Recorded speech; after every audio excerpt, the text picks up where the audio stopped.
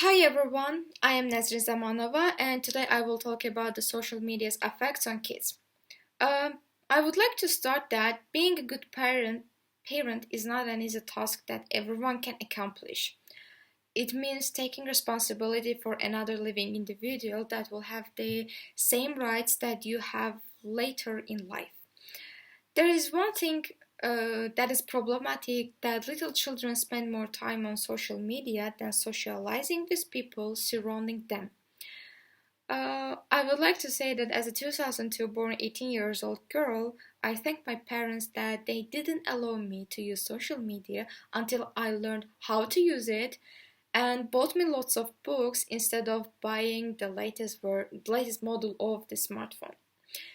Uh, providing children Providing children access to the web with no regulation can have lethal consequences ranging from cyberbullying to death. It has plenty of examples, and I would like to say one of them that in 2016, a Russian generated game called Blue Whale assigns its players 50 tasks, including self harm and violence, over 50 days that will eventually end, requiring a player to commit a suicide. Social media platforms are great tools for child kidnapping and money fraud as well. And it's true that all listed above are serious crimes and may happen to people regardless of their age. Um, about the cyberbullying, that is when a person uses digital technology to deliberately, repeatedly harass, humiliate, embarrass, torment, threaten, pick on, or intimidate another person, and it often leaves teenagers with lower self-esteem, less interest in school, and low academic achievement. Uh, Cyberbullying happens in lots of different ways: in text messages, emails, and online games, and on social media platforms like Facebook, Twitter, YouTube, Snapchat, Instagram, and TikTok. According to shared surveys by Mental Health Foundation and YouGov, last year about 1 in 5 children in the US was exposed to online body shaming by people they don't even know in real life. Every year, thousands of children under the age of 16 experience psychological traumas by accessing web pages illustrating pornography and violent content on the internet. Therefore, for the last decades, the number of depressive children and teenagers increasing. Um, could you imagine that the 60% of teenagers have experienced some cyberbullying and 70% of them have reported someone spreading rumors about them online?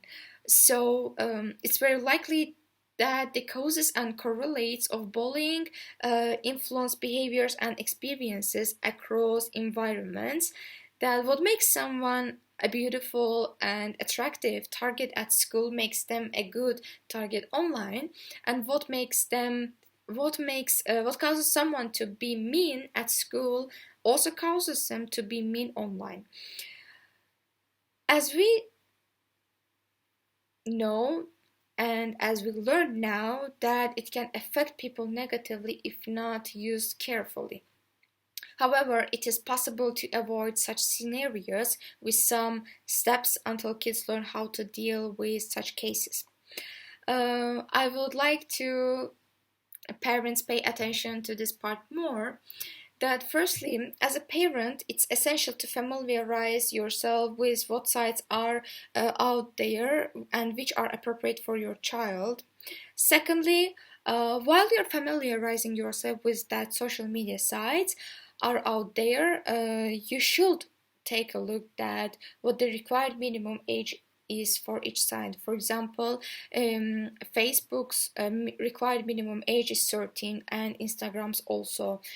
Then third step is that make sure your child or children are not posting personal details including phone number, address, or check-ins. Then nextly, don't allow them to post photos or videos which jeopardize their safety or character.